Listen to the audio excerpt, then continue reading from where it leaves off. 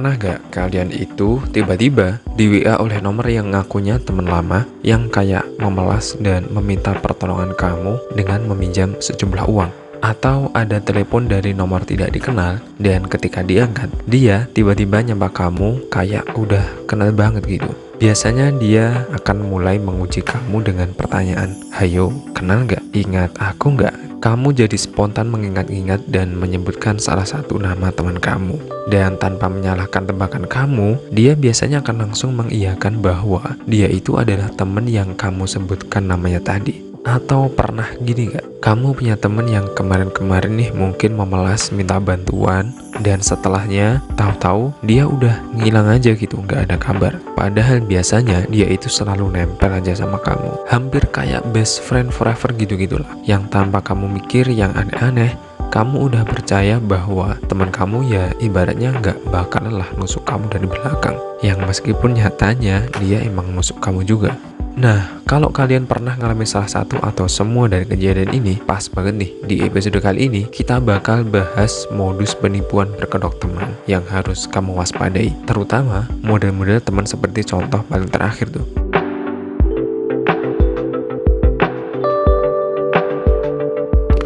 Sebelumnya, hai, aku Halim dan kalian sedang mendengarkan podcast dari Inspirasi Maka. Podcast paling inspiratif di Indonesia yang mengudara setiap Senin, Rabu, dan Sabtu di ruang dengar kalian semuanya. Jika kalian mendengarkan ini dari YouTube, please bantu channel ini berkembang dengan klik tombol like, komen, dan subscribe. Jangan lupa untuk aktifkan bel notifikasinya biar kalian gak ketinggalan podcast inspiratif lainnya. Dan kalau kalian mendengarkan ini dari Spotify, jangan lupa untuk follow Inspirasi Maka. Jadi, selamat mendengarkan.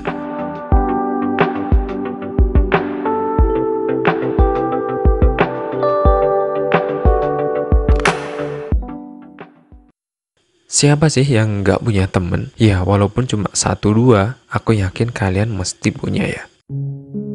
Temen curhat, temen ngobrol, temen ngopi, temen kerja, temen hidup, atau jenis-jenis temen lainnya. Coba deh sebutin di komentar teman apa aja yang kalian punya. Tapi tahu nggak guys, teman pun juga tetap manusia loh. Faktor lapar terkadang membuat orang-orang lupa dengan sekitarnya, bahkan temennya sendiri. Orang bisa berbuat nekat loh kalau sedang lapar, dan bisa aja dia makan temennya sendiri. Dan lapar itu nggak selalu tentang makanan ya, bisa apa aja yang penting dia merasa kekurangan.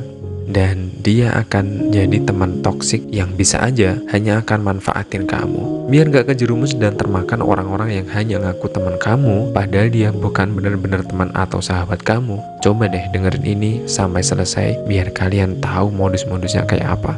Yang pertama, modus kawan lama.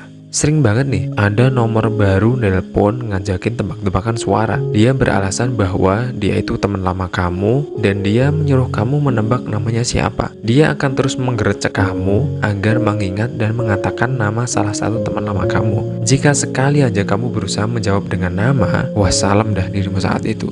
Kecuali kamu udah dengerin podcast ini dan paham modusnya. Jadi kamu berniat mengerjain balik tuh dengan menyebutkan sebuah nama yang ngawur aja dan kamu ikutin alurnya dia. Kalau itu nggak apa-apa. Jadi gini, mereka itu sedang menunggu kamu menyebutkan salah satu nama teman lama kamu agar dia punya bahan untuk bicara dan agar bisa seperti lebih dekat aja sama kamu. Agar apa yang akan ia lancarkan setelah ini menjadi semakin mulus dan lancar. Yaitu biasanya dia akan membicarakan keadaannya yang lagi kesusahan dan kemudian meminta bantuan dana kepada kamu. Kamu harus hati-hati nih. Kamu tes dulu tuh dengan bertanya-tanya seputar pengalaman kamu dulu sama dia. Kayak kalian pernah ngapain bareng, pernah kemana bareng, sambil memvalidasi bahwa dia itu ya emang teman lama kamu. Kalau dia jawabnya bulet aja dan jawabannya ngawur gak sesuai fakta, berarti dia bukan teman kamu. Terserah dah mau kamu lanjutin ngobrol ngalor ngidulnya sama dia atau kamu tutup telepon itu. Itu udah terserah kamu. Yang penting ketika dia minta uang dengan alasan apapun, jangan dikasih, itu aja. Atau bisa aja nih, dia itu emang bener-bener teman kamu. Tapi jika udah lama banget putus kontak dan gak pernah ketemu, alangkah baiknya kamu lebih berhati-hati ketika kamu bener-bener pengen membantunya. Yang kedua, pura-pura baik di depan, menghilang kemudian. Pernah nggak ada temen yang sikapnya itu baik banget dan kayak selalu ada buat kamu, yang friendly banget gitu, yang kemudian kamu merasa, wah orang ini kayaknya baik banget sih. Sampai suatu ketika, karena kamu udah ngerasa percaya sama dia, ketika dia misalnya nih pinjam kendaraan kamu, pinjam uang kamu jadi nggak ragu-ragu tuh ngasihnya. Ya karena bisa jadi dalam mindset kamu menganggap bahwa dia itu orang baik, dan ya nggak mungkin lah dia bakal macem-macem bawa kabur kendaraan atau uang misalnya. Tapi ternyata mungkin kita memang belum mengenal sifat aslinya ya. Begitu udah dapat apa yang ia inginkan, tiba-tiba kalian lost kontak dan kamu tak lagi bisa menghubunginya. Kamu mungkin bisa melaporkannya ke pihak berwajib kalau itu memang mengarah ke kriminal. Tapi ya apapun usaha kita waktu itu, tetap aja kita telah terperangkap dalam lingkar pertemanan toksik yang dia buat. Dan kalau kalian punya teman kayak gini, nggak usah dianggap serius-serius amat lah. Ya bolehlah berteman, tapi tentunya ada batas-batasnya. Sebelum kamu benar-benar tahu betul bagaimana sifatnya dia, jangan gampang-gampang memberikan apapun meskipun dia beralasan sebagai teman kamu. Yang keempat, mengungkit-ungkit kebaikan di masa lalu. Aku juga heran sih, tapi ya emang ada juga loh yang kayak gini. Dia itu memberimu bantuan sebanyak-banyaknya, memberi apapun yang kamu minta. Namun ternyata di kemudian hari semua itu hanyalah alat untuk memeras rasa empati dan simpatimu, yang seolah menjadi belenggu buat kamu dan akan sulit untuk menolak apapun permintaannya. Kalau permintaannya masih pada batas kemampuanmu dan tidak melanggar apapun, ya oke lah kamu kabulin gak apa-apa. Tapi jika yang diminta udah aneh-aneh, ya akan jadi repot pada akhirnya. Kalau aku sih secara pribadi, oke lah diberi bantuan kan pamali ya kalau ditolak. Kita mungkin bisa tetap menerimanya. Tapi jika pemberian itu berlebihan, maka kamu juga harus bijak ketika menerimanya. Jangan-jangan ada udang di balik batu suatu hari nanti. Jika kamu masih kuat mencukupi, maka cukupilah semampu dan sekuat yang kamu bisa. Dan aku rasa itu akan jauh lebih baik. Yang keempat, keluarga sedang sakit atau dalam masalah. Ini juga cukup sering nih modus ini. Ketika kamu telah terperangkap seperti pada modus pertama tadi, mereka akan memberikan alasan-alasan untuk menggugah rasa empati dan simpatimu. Seperti orang tua sedang sakit, anak sedang sakit, terkena musibah yang harus mengeluarkan biaya banyak, yang padahal sebenarnya semua itu tadi gak ada yang terjadi satupun. Bisa jadi secara spontan membuatmu berempati dan merasa iba dengan kondisinya. Dan disitulah lemahnya benteng pertahanan kita dari penipuan. Orang lain memanfaatkan rasa iba kita untuk sesuatu yang gak benar. Kita yang udah ikhlas, malah dipermainkan oleh mereka.